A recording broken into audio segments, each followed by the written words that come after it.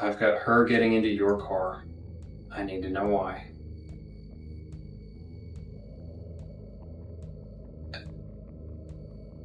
I know she got in your car. I saw you in your shirt, arms fully extended. Where did you drop her off at? On June 9, 2017, a young Chinese scholar named Ying Zhang vanished from the University of Illinois campus. Within days, investigators identified a suspect, a physics graduate student named Brent Christensen. What followed was one of the most chilling interrogations in recent American criminal history. This is the story of how detectives pieced together a mystery and how a suspect's web of lies slowly unraveled under pressure. This case serves as a stark reminder of the darkness that can hide behind an ordinary facade and the devastating consequences of violent impulses acted upon. My name is Anthony Manganaro. This is Eric? Yeah, Detective Eric Stuyvesant. Detective with University Police, okay. We are investigating the disappearance of Ms. Ying. This is a voluntary interview, so at any time you're done, we'll drive you back home. Okay. That's the end of it, but just kind of given that it's late and stuff like that. Yeah. An abundance of caution. All right, so before we ask you any questions, you must understand your rights. You have the right to remain silent. Anything you say can be used against you in court. You have the right to talk to a lawyer for advice before we ask you any questions. So I'm trying to read upside down. You have the right to have a lawyer with you during questioning. If you cannot afford a lawyer, one will be appointed for you before any questioning if you wish. If you decide to answer questions now without a lawyer present, you have the right to stop answering questions at any time. I'm willing to answer questions. It's some questions. Obviously, I don't know. Yeah, if I ask you a question and Yeah. you're like, hey, I don't want to answer that, but I'll answer other ones. Yeah. I know that you spoke with my colleague Joel. I've briefly been able to talk to him. We've been kind of running all over the state. So if you can kind of give me a recap of what you told him, I would appreciate it. Okay. Our investigation, as I'm sure Joel probably told you, is the disappearance of this woman, this young lady, and the most viable tip that we had referred to a black Saturn Astra. So that's why he came to talk to you. Yeah. They came. They were just checking out all of the Saturn Astras in the area. Mm-hmm. I know it's a pretty rare car, so probably a short list. Yeah. He asked where my wife and I were during, I think it was 2 to 3 on Friday.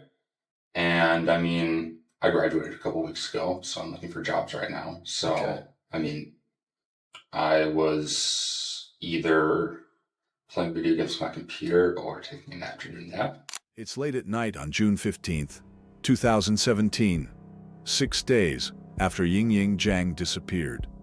2 university police detectives have brought Brent Christensen to their office for what they're calling a voluntary interview.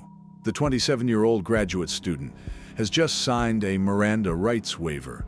He believes he's there because he owns a rare car, a black Saturn Astra, that matches a vehicle seen on campus. Surveillance footage. But the detectives know more than they're letting on. Much more. Notice the setup here. They're emphasizing that this is voluntary, that he can leave at any time. This puts Brent at ease, makes him feel like he's in control. They're also careful with their language. They say they're investigating a disappearance, not a crime, not a kidnapping, not a murder, just a missing person. This is deliberate. They don't want to scare him off before they've even started. Brent's initial story is simple. He was home all day Friday playing video games. His wife was in Wisconsin visiting friends. He was alone. He even let FBI agents search his apartment and his car earlier that week. Why would a guilty man do that? The detectives take note of his confidence, but they're not convinced. They know something Brent doesn't think they know. You mentioned that you thought you possibly sent text messages between, the hours of 2 or 3, so you weren't able to find any. That's correct. Do you recall any text message they sent that day, or like whether? Oh yeah, there were one. times? I actually left. Well, I didn't. They didn't look through the phone, but I was trying to text to my phone. Okay. Like someone sent me a text at like 1:30. I responded at like 3:45 or something Okay. like that. So, there are texts around it. Yeah, but maybe not. Not that exactly between specific. 2 and 3, and that's why I think I was probably lying down and sleeping, just because, like, you know, especially now, I'll typically do stuff in the morning, look for jobs, apply to a few, and like, you know, I lie down to sleep, Yeah. wake up, respond. It definitely fits. Okay. So, Was that kind of pattern of kind of looking for jobs, kind of having a little relaxation after graduation? Was that typical of the entire week prior? yeah, pretty much. Okay. Yeah, it's. Do you remember specifically if you sent any applications out online or if you visited any places On Friday. throughout the week? Throughout the week, I haven't had any in-person interviews. I had a phone interview on Thursday, and Anything on Friday? Okay. Do you remember if you sent an email or anything on Friday? I Like did. with the I resume checked. or? I checked. Oh, you checked? Okay. I didn't really send any Yeah. emails that day. So, Okay. why am I under suspicion? Is it just my car, or is there anything else? I mean, that's, a large portion. I mean, it is a very unique car.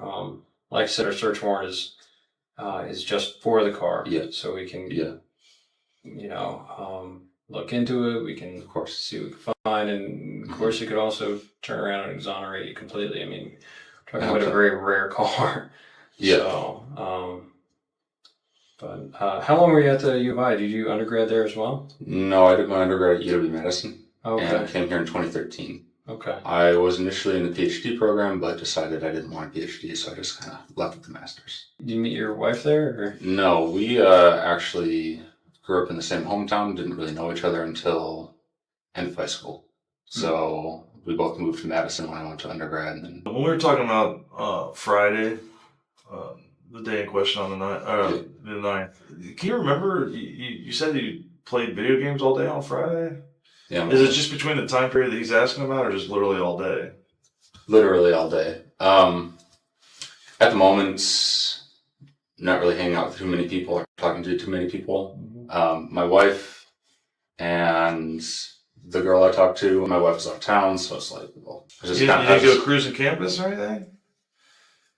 I did on Saturday, but I mean, getting a little stir crazy, just decided to go out for a drive on Saturday. For the first 15 minutes, the interrogation feels almost cordial. The detectives are building rapport, asking basic questions about Brent's life, his education, his daily routine. This is standard interrogation technique. Start soft, make the suspect comfortable, let them talk freely. The more someone talks, the more likely they are to make mistakes, to contradict themselves, to reveal information they didn't mean to share. But notice what's happening beneath the surface. The detectives are carefully mapping out Brent's timeline. Where was he? When? Who can verify it? Brent says he was home all day Friday playing video games, but he can't provide any concrete proof. No text messages during the critical window, no emails, no phone calls, just his word. And there's something else. He mentions that he went for a drive on Saturday to clear his head, to combat feeling stir-crazy. This is important. It establishes that Brent does drive around campus when he's feeling restless or bored. It's not out of character for him. The detectives file this information away. They'll use it later. Did you go out to eat or anything? Go any places? No, I didn't go out to eat. No. What other vehicles you guys own? We You own own a 2000 Camaro as well. That's right. Is that one primarily yours or your wife's? It's primarily mine. Really? So, Is that the car that she took on the road trip, or how did she go on a road trip? the other person's car. It was her and another person. So, I'll typically drive the Camaro. The vast majority of the time when I'm doing errands, I'll take the Saturn because it's, Yeah, probably The just better Camaro trunk sucks for space. Yeah, errands. exactly. So- Groceries and everything. yeah, but the Camaro's mine. To talk about video games. Why do you think that we brought you up here? Because the car I own was seen picking up a girl that's missing. Yeah. So who was driving that car other than you on Friday night? On Friday the 9th. You're driving your car on the 9th, weren't you? Does anybody else have access to that car? No one has access to that car. Okay. So how many sets of keys do we have to that car? 2. And where were they on the Friday? One, I would have had one. My wife would have had one. And hers were in Wisconsin, right? Yeah. Yeah. And what do you keep on that keychain? You keep both sets of keys, right? One for the Camaro, or do you have separate sets? I have one keychain, but sometimes I take the Camaro keys off of it. Now let's talk specifically about Friday. Okay. You went to school for how long at the U of I? Since 2013. Since 2013. Yeah, since so you're very familiar with our campus. Not really. I never really talked to anyone. Okay. So you're kind of a loner? Okay. And you would have went to Loomis Lab, you said? Yes. Okay. Yeah, that was my main place. Okay. That and the attached buildings. But specifically on that day, okay, when you originally told the agents that came to your apartment that you just played video games all day long, and you didn't leave the apartment. Yeah. But it's fair to say that we know that that's not true, correct? Why would I lie? I mean, maybe there's some misunderstanding why we're here. Because, like I said, we're not just looking for a needle in a haystack. I'm sorry. Let me take that back. We are looking for a needle in a haystack. yeah. But my point is, you're making it sound like we just randomly came across your vehicle of the 1,400 Astros that are in the state of Illinois. I have So video. so what would have happened that day that brings us to you? Probably that I live in Champaign. I mean, I've never seen one before, an Astra. Believe me when I say that the full weight and force of the FBI is going to descend on that vehicle. Okay. And all that entails. Okay. Right now, my primary concern and why I've been out till midnight, and these guys have been out till midnight every single night, is we're trying to find this girl.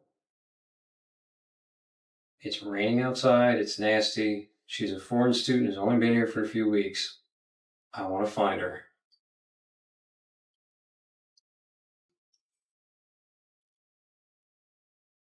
I've got her getting into your car. I need to know why.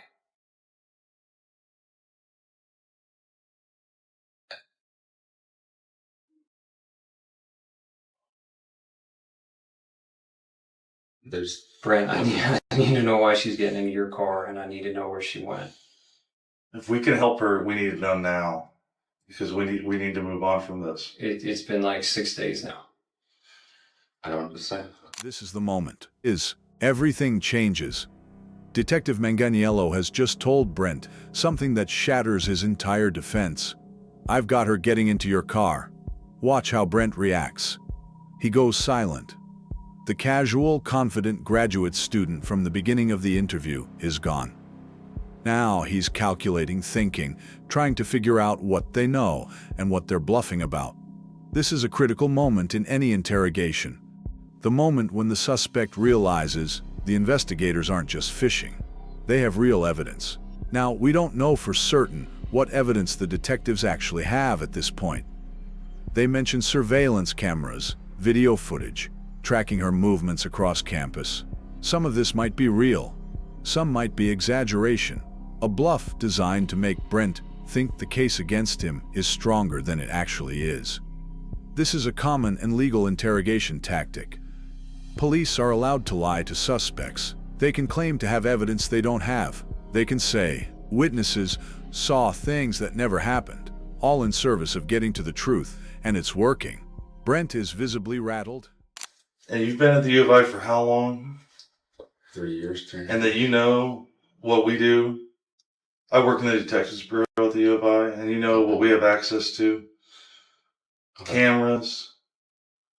Do you think that we're not going to track a vehicle all over campus? We control kiosks to bus stops. We can look in buses. We can look in every building out on the streets.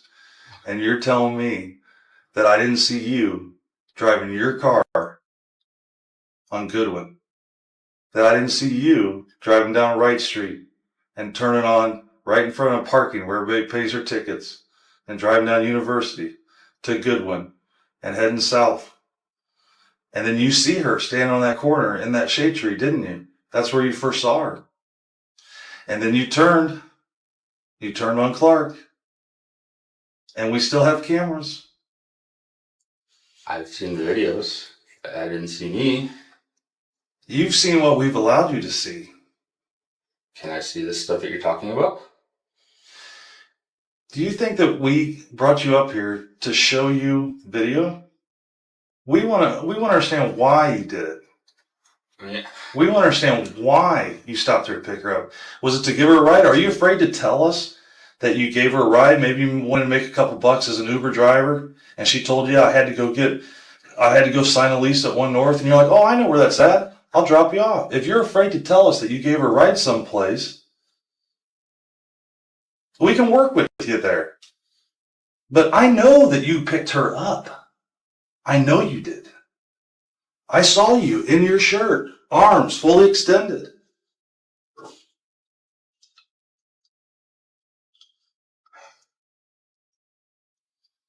Where did you drop her off at? She was looking for a ride. She had missed her bus. She told you she was going to One North, so where did you drop her off at?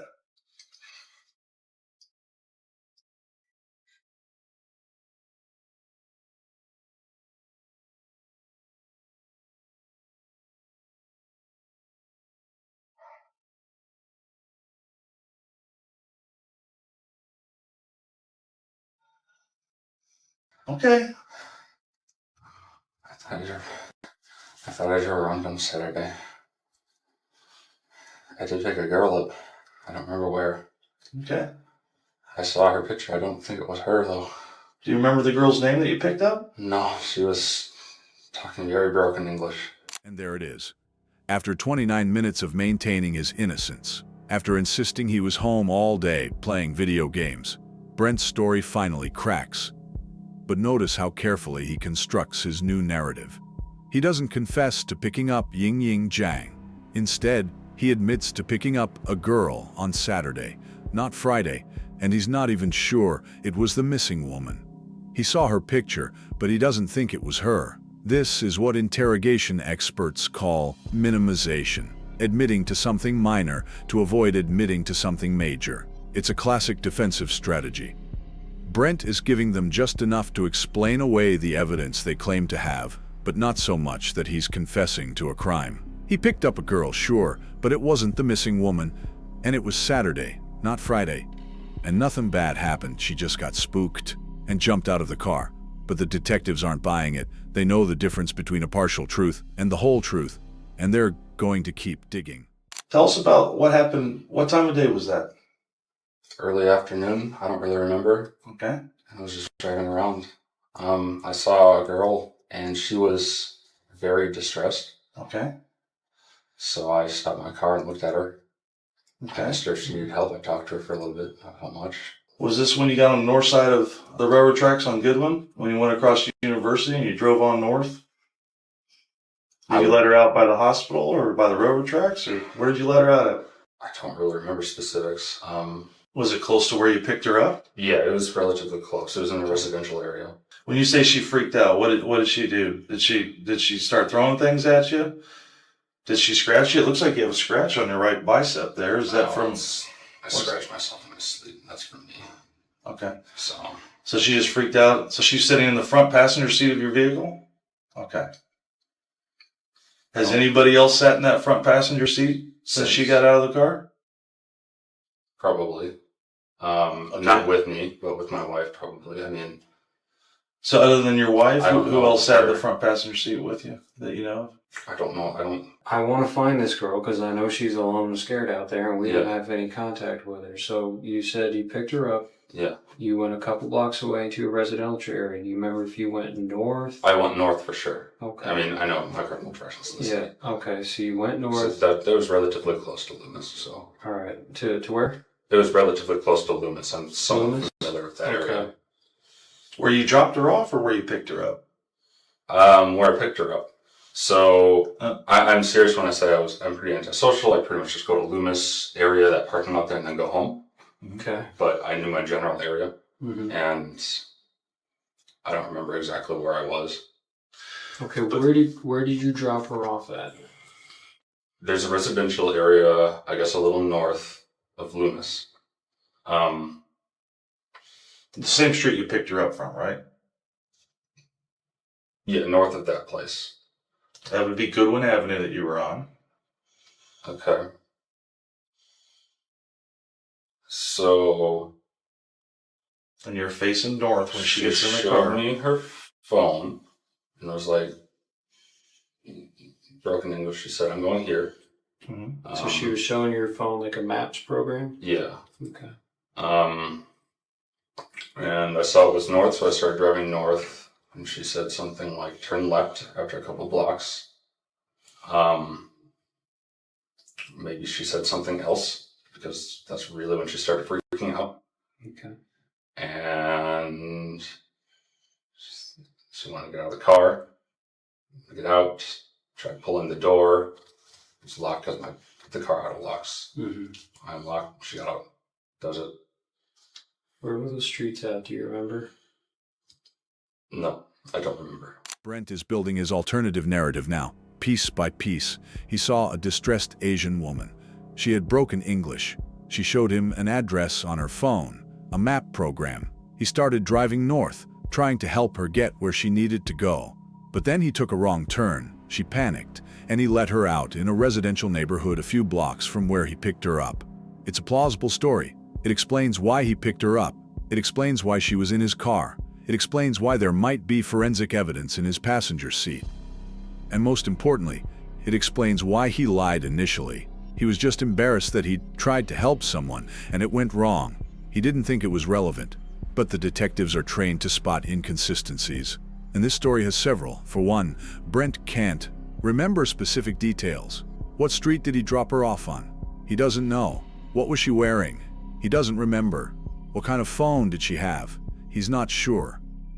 These are things that someone who innocently gave a stranger a ride would remember, especially if that ride ended in the stranger panicking and jumping out of the car. There's something else too. The detectives keep asking about the locks on the car doors.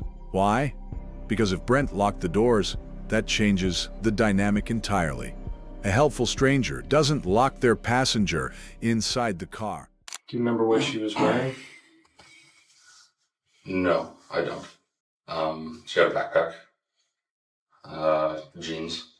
Did she have anything on her head? Was she wearing sunglasses? Did she have tennis shoes on or flip-flops? I didn't notice flip-flops or high heels or anything, so it was probably normal shoes. What was her ethnicity? You said she had trouble speaking English. What was She her? was Asian. She was Asian. She was Asian. Okay. What do you think? How old do you think she was? Do you think she was a grad student, undergrad? Was she somebody? My guess was about 20. Okay. My guess was about 20. Her hair length-ish. Okay. Here. I have trouble telling Asian people apart from one another. Sorry. Well, you would remember No, this that's- very specific though, because when you pulled up to her, you rolled your window down and she leaned into your car, so you were looking right at her face. And what does she have on her face? What does she have on her head? You were looking right at her. I don't. You don't remember? Things like that. No, I mean, even so, I taught many semesters here, and a lot of the students were Asian. Okay. Was she wearing glasses? Did she have a ball cap on? She might have been wearing glasses. I don't remember that. So What did she tell you whenever you rolled down the window and you were chatting with her? You said she looked distressed. that's when I stopped. Do you remember specifically what Again, I thought it was she said Saturday. to you? I asked her if something was wrong. What'd she say to that? She said, I'm late. I need to get somewhere or something like this. I was not exactly out of it, but just kind of like, oh, I'm going to help this random person. So, So she said she was running late for something? yeah. So, Did she say where she was trying to get to? You mentioned her showing the phone with the map. she said she had a meeting with her professor. So, all right. Yeah, I don't remember us talking for that long. I mean, really wasn't much said. She, like, when I told her my name, she didn't really hear it, so I had to say it again a few times. So, I mean, her English was really bad. Maybe I wasn't speaking properly either. Yeah, I mean, we really didn't talk about much. There really wasn't much said. She looked freaked out, so I took her a ride. So how long do you think that she was in your car for? Less than 5 minutes. Not long Less at than all. 5 minutes. Not long at all. There's just a few blocks, and I apparently took a wrong turn compared to what she said, and that was enough to spook her. The detectives are methodically working through every detail of Brent's story, testing it, probing it, looking for cracks. And those cracks are appearing. Brent can't remember what the woman was wearing. He can't remember if she had glasses. He can't remember what kind of phone she had. He can't remember the street where he dropped her off. For someone who claims to have had an innocent, brief interaction with a stranger less than a week ago, his memory is remarkably poor. But there are some things he does remember with crystal clarity. He remembers she had broken English. He remembers she was Asian. He remembers she said she was late for a meeting with her professor. He remembers she showed him a map on her phone. These are the details that support his narrative, the details that make him seem helpful, innocent. So the detectives notice this pattern. When asked about incriminating details, like whether he locked the doors or what happened after she got out, Brent's memory fails him. But when asked about exculpatory details, things that make him look innocent, his memory is clear. This is a red flag, and the detectives are about to exploit it. So when you cross the railroad tracks, did you turn to the left or to the right? Those are a little further up, I think, aren't they? But I mean, I don't know. Again, I don't know the area that well. Those are before the hospital, pretty close. I mean, I have no reason to go up that way because it's. So if you would have turned left there after university, you would have driven right by the hospital. You would have been south of the tracks, and the very next thing you see, you're behind the hotel, right? You see the hospital. I see. Yeah, You said you went to a residential neighborhood Yeah, like when she said turn left. I would like to see I'm working on it. Yeah, I know the area very well. I don't think I drove past the hospital, so I don't remember train tracks. But I mean, it's easy to forget. But So you said you kicked her out of the car in a residential neighborhood. she got out of the car. I Oh, didn't. she got out of the car? She wanted to get out. Like that's why I let her out. Okay, she was freaking out. Yeah. Okay. And she was Right. saying things that Because- you didn't understand. Because Uh, she thought you took a wrong turn. Yeah, and something was up. I don't know, something like that. So, yeah. I mean, she tried to open the door, but again, it was locked because my car auto locks. Obviously, wanted to get out. I'm not going to keep someone I barely know in my car who doesn't want to be in there. Guess let's start where you think you picked her up at. Well, So- Loomis Lab is. So Goodwin is there. Green, Springfield. So Loomis is right here. Mhm. I remember driving around here. It was north of Springfield, so I guess I was kind of in this area, maybe. Yeah, like over here. I remember being by the quad. Do you remember driving by Wright Street, where the little Circle K is, and the big Beckman Institute that is a landmark on a university? I don't think I drove past Beckman. That doesn't ring a bell. I've been to Beckman a couple times. I don't know what it looks like from the other side, but I have had to go there a few times. You don't remember coming up Wright Street, driving across University, coming down Goodwin. You see her standing there underneath that shade tree at the bus stop. You take that quick left, Then you run a box around her. Now you come back up North Goodwin and you pull up right next to her. And you talk to her for less than a minute. And she gets in your car. She was on my passenger side, so I'd go this way. Mm-hmm. Again, I was driving around a decent amount beforehand. I don't remember exactly what I did beforehand.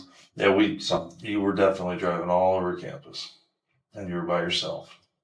And you weren't playing video games all day. So why would you tell us that? Why would you tell the FBI that comes to your house that I you thought it were was Saturday. I don't. Maybe I mixed up the days. I mean, I thought I was doing it Saturday. So what did you think that those two agents were at your house talking to you about when they came over? Friday. That's why. I mean, Friday is a day, or Friday, or they're there to ask you if you picked up an Asian female and gave her a ride. about Friday. I mean, they were asking me about Friday between 2 and 3. So I told them, I mean, maybe I got my days mixed up, which, I said a little bit ago. I thought I was doing this Saturday. But you didn't bother to tell them, oh, I didn't. I played video games all day Friday, detective, but I actually did pick up a female on Saturday. You didn't feel the need to give them that information? And it might be important? I mean, This is where Brent's story really starts to fall apart. The detectives have pulled out a map and are walking him through the geography of campus, trying to pin down exactly where he picked up this mysterious woman and where he dropped her off. But Brent's answers are vague, evasive. He doesn't remember which streets he was on. He thinks it was in a residential area north of Loomis Lab, but he can't be specific. And then there's the issue of the FBI visit, when 2 FBI agents came to Brent's apartment earlier in the week and asked him about Friday afternoon between 2 and 3 p.m., the exact window when Ying Zhang disappeared. Why didn't Brent mention that he'd picked up an Asian woman on Saturday? If it was an innocent encounter, if he was just trying to be helpful, wouldn't that be the first thing out of his mouth? Oh, actually, I did pick up an Asian woman, but it was Saturday, not Friday. But he didn't say that. He told the FBI he was home all day playing video games. And now, 6 days later, when confronted with evidence that he's lying, he's suddenly remembering this Saturday encounter. It's too convenient, too rehearsed. The detectives know it, and they're about to turn up the pressure even more. I'm going to ask a personal question. Don't take it the wrong way. You mentioned your wife went on vacation with another friend. You mentioned that there's another guy she hangs out with. You mentioned there's another girl you hang out with. Do you guys have a we're in an fairly open open relationship? Okay. Yeah, I have a girlfriend. She has a boyfriend as well. Okay. Kind of strained between us as well in an unrelated way. Okay. It's not because of the open relationship, it's just strained. So, every marriage goes through some rough patches. yeah. I mean, how long's that been going on, that strain? a few months. Few months. Yeah, I mean, I didn't tell her that I did this because I was scared that, well, great, now this is happening. Did she go to Wisconsin with a boy or another girlfriend? Guy. How'd that make you feel when she went away for the weekend, this long weekend with that guy? Lonely. Yeah. And it's okay. Those are normal human feelings. Yeah. Did you feel hurt? Well, yeah, but she's been seeing this guy for a while. But still, she's your wife, and it's tough. Even if you're in an open relationship like that, where it's tough to see somebody you care about that you love to go someplace else with somebody else and not include you. Yeah. And I get that, man. Is that why you were driving around campus all day, pretty much all day long on Friday? Because you missed her? Yeah, more or less. That's understandable. Did you talk to any other girls that day? Did you talk to any other girls on Saturday? Or did you stay home Saturday? No. Once again, days mixed up. Okay. Yeah, But I'm not trying to trip you up on the days. When I was driving, I'll put it in a clear way then. When I was driving around, she was the only person I talked to. Okay. Okay, fair enough. Do you remember what time you started driving around campus that day? Was it early in the morning? After I ate lunch, but it was an early lunch. Where'd you eat lunch at? Did you eat in Savoy? No, at home. Were you down in Research Park at all? before you saw her that day? On Research Park. Down by the I Hotel? I don't remember exactly where I drove. I wasn't just on campus, but Do you remember driving by the Assembly Hall? Or State Farm Center? no, I don't remember that. I don't actually know what those are. Oh, that's where they play basketball. The big basketball arena. Looks like a giant mushroom on the south quad. I drove past the cemetery around there. Yep. So again, like I really don't know campus. It sounds kind of sad because I've been here for 3.5 years now, but I really don't. The big cemetery by the football field. Yeah. Yeah. That and you were so that's Kirby Avenue. Yes. Okay. I was on Kirby. Yeah, and you're heading east towards Urbana, and Kirby. You would have had the baseball fields off to your right, the cemetery off to your left. So you would have had softball field, baseball field off to your right. And then right when you got to Lincoln Avenue, there's soccer fields off to your right. I don't remember Lacrosse specifics fields. on directions, but I was down by the cemetery. I do remember that. Okay, fair enough. So, Yeah, that's a key landmark. yeah. But you don't remember where you went after you drove past the cemetery? It was completely random where I was driving. I didn't have any kind of Do you remember driving off campus in Urbana, into a residential neighborhood in Urbana? in Urbana. If I did, it wasn't that far. Were you in Orchard Downs, Orchard Downs? where all of our married student housing is? There's a large Asian community that lives out there. Are you driving around Orchard I Downs? did go to Orchard Downs for a little bit, but there was construction, so I turned back. I know I went to Orchard Downs because a friend of mine has an apartment there. Mm-hmm. So- Who's your friend? Her name is Rita. She was a coworker, research partner of mine Okay. when I went here. Didn't see her obviously, nothing like that. I was like, So you came down all the way through. I turned into there, but again, there was construction, so I just left immediately because I was like, oh, this is Just boring. Turn around and you could get Yeah. all the way through. I drive like this occasionally. It's just to clear my head. I like exploring, I guess you could say. Mm-hmm. One of those things like I drive down Springfield every single day at work. Mm-hmm. There are 2 streets right next to it. Literally never seen them. It's like, I wonder what those are. Yeah, so you take those instead. Yeah. So I do it occasionally. And Saturday was the day where I did a lot of it, I guess. Okay. Or Friday, whatever. Yeah, no, again, not trying to fault you or Yeah. trip you up over the days. I know sometimes days can be a blur. So you were cruising around campus a bit, trying to clear your head. Yeah. Your wife was up in Wisconsin with her boyfriend. While you're cruising around, you saw Miss Ying Ying. She appeared very distressed. Okay. Yeah. Is that correct? If it was her, yeah. I mean, again, if I recognized her, I would have told the agents that came on Monday or Tuesday, whenever it was, that it was her. Okay. Because I knew she was missing. I picked up an Asian girl. I thought she was about 20. This section of the interrogation reveals something critical about Brent's state of mind in the days leading up to Ying Zhang's disappearance. His marriage was in crisis. He and his wife had an open relationship, but that arrangement was causing strain.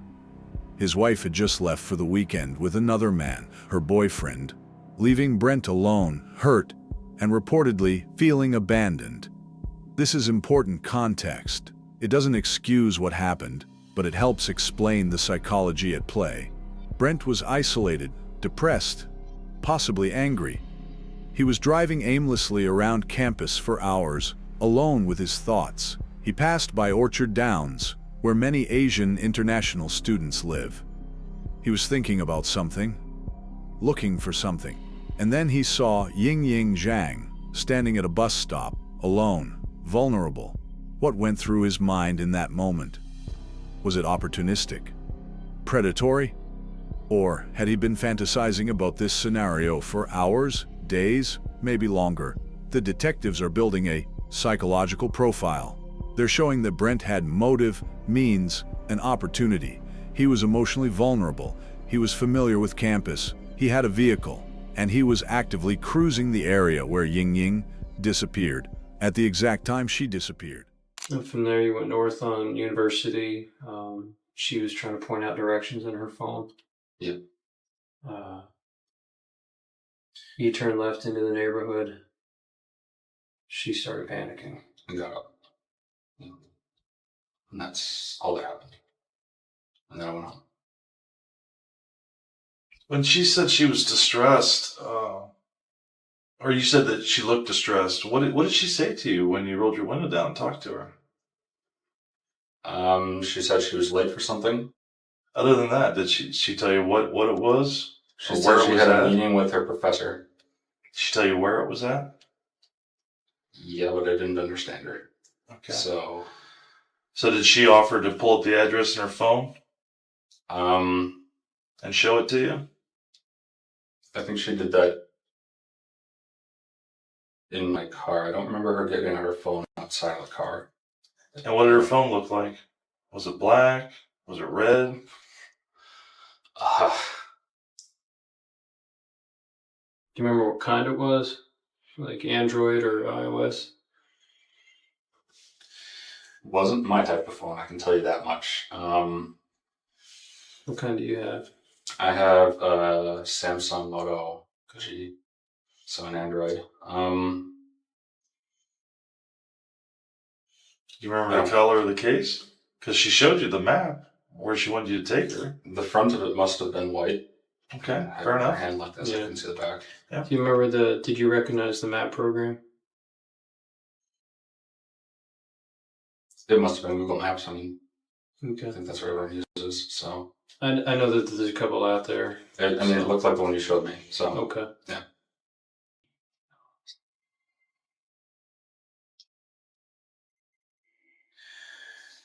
Again, my theory is she was in there a little bit longer. Okay. Okay. I'd like you to be more forthcoming with me because, again, I need to find where she is. Got her family flying over here from China. It's been 6 days. It's raining outside. I need to find her. We have 600 Chinese students that have volunteered to look for her. What I can tell you is that we will find her. Now, when we find her is up to you. Because you know, and we know, that she didn't just get out of your car. So we need to know where she is now so that we can move forward from this. But if you maintain that she just got out of the car and walked away, it's very difficult for us to move forward. Were you hoping for just kind of like a quick tryst with her, or see if trying to pick her up? I mean, that would have been nice, but I'm going to ask you a weird question, and a lot of us have fetishes. How would you describe your relationship with your wife? Are you guys into certain things? Do you like porn? Do you like... we're pretty vanilla together. But yeah, that's pretty much it. We have some stuff in our apartment. I mean, do you have like certain types of people that you have fantasies about that you might want to hook up with? Not particularly, no. Oh, I'm gonna step out for a second. Okay. They're blowing me. I mean, have you ever you do realize like everything you tell us, we fact check regardless of what you tell us. So Yeah, I know. like stuff like YouTube videos that you've seen Okay. regarding Asian women. Do you like videos of Asian women? Like Korean women? Like K-pop songs and stuff. I mean, Maybe. I like all types of women. Okay. And that's the truth. So I don't have an Asian fetish. But something drew your eye to her because Distressed. you were cruising all over, and if she was truly distressed, I mean, there was an e-phone stand right behind her. She could have pushed that button and got help. And she didn't ask you for help per se. She asked. She needed to get to. She was late for something. Yeah. And so you offered to give her a ride. Mhm. The detectives are now probing Brent's sexual interests and potential motivations. They're asking about fetishes, about porn, about whether he has a particular attraction to Asian women. Brent denies having a fetish, but he admits to liking K-pop and Korean culture. It's a small admission, but it's significant. It establishes that Ying Jiang, a young, attractive Asian woman, would have caught his attention. The detective also makes an important observation. If Ying was truly distressed and just needed help, she could have used the emergency phone that was right behind her at the bus stop. But she didn't. She got into Brent's car. Why? Either she felt comfortable with him, he seemed safe, trustworthy, or didn't have a choice. The detective is also starting to plant alternative scenarios. Maybe Brent was trying to pick her up. Maybe he was hoping for a consensual sexual encounter. Maybe things went wrong and he panicked. This is a strategic move. If Brent can admit to something less than kidnapping and murder, maybe just propositioning her or making an unwanted advance, it opens the door to a full confession. But Brent isn't taking the bait. He continues to maintain his story. He picked her up to help her. She freaked out. He let her out. That's it. Look, I've been doing this. I'm 45 years old. I've been policing basically since I was 21 years old, young Marine, living out in Quantico, Virginia. I've had a gun on my belt for basically most of my adult life. Okay. And I get that sometimes people lie to me. I don't get upset over that. I don't take it personal. You know, a lot of times people, they tell me truths and then, or they basically, a little bit of truth here, a little bit of truth there, but just to try to stay the course, to make me believe that they're telling me they're being entirely truthful. But you and I know that here and now, what we're talking about, you're not being entirely truthful with us. And at this point, we're trying to help you. We're trying to help her. We're trying to help her family. I don't think that you're a bad person. Something happened though, and something got out of control. And we need to know where she's at. Because the longer she's missing, we're going to find the answers to all these questions, whether we do it now or we have to do it 2 weeks from now. But we're gonna put this behind us, and everybody's going to move forward. And this is a time for you to be entirely honest with us. Her family is coming to China to look for their daughter. Do you have any sisters? Yeah. I do. What wouldn't if your sister was missing, even if it was because of you, wouldn't you want to help for the closure for that family, for your loved ones? Yeah.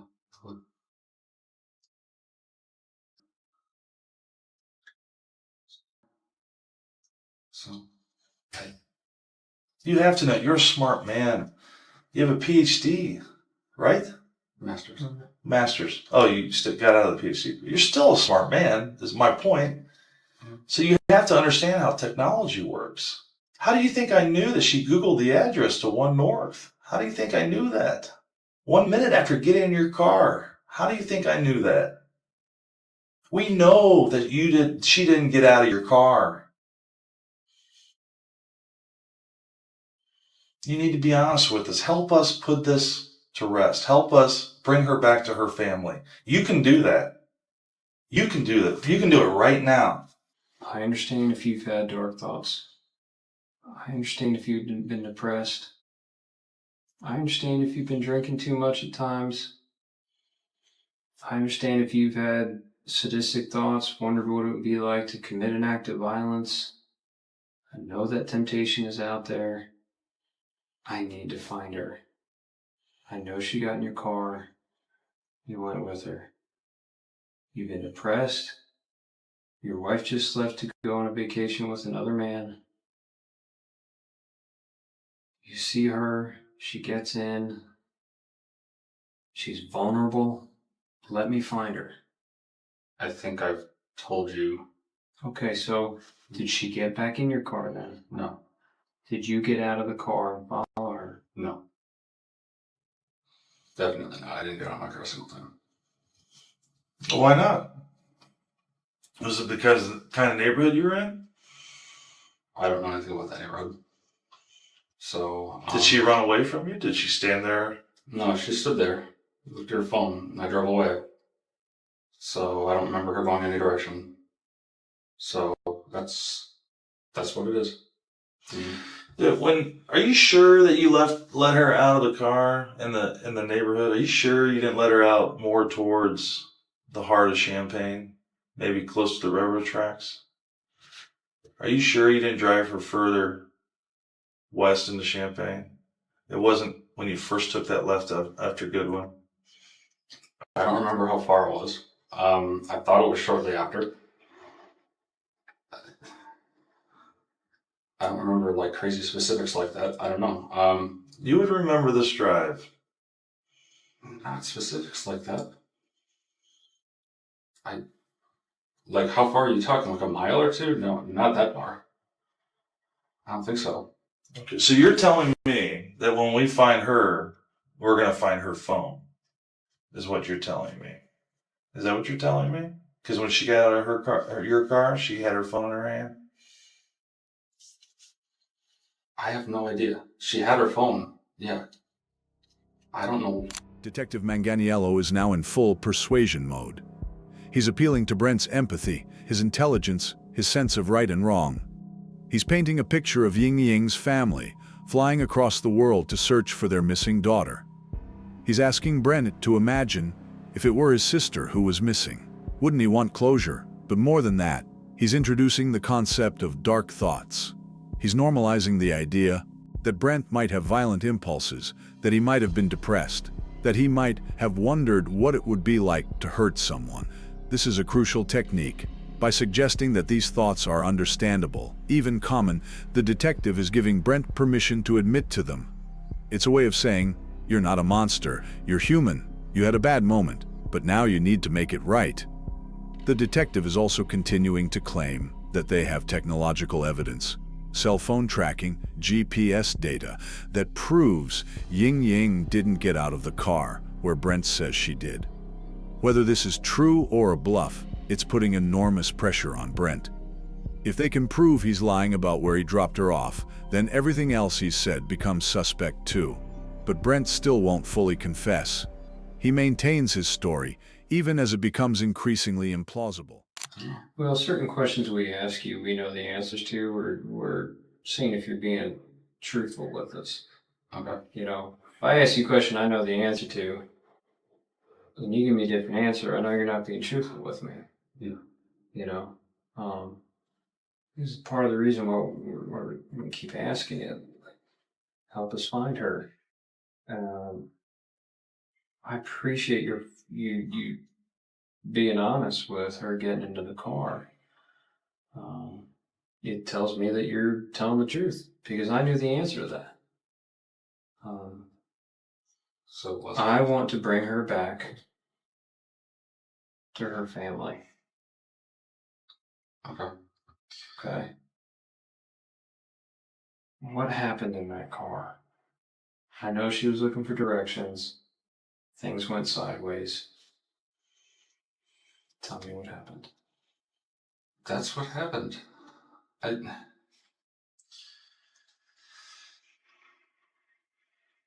Were you attracted to her at all?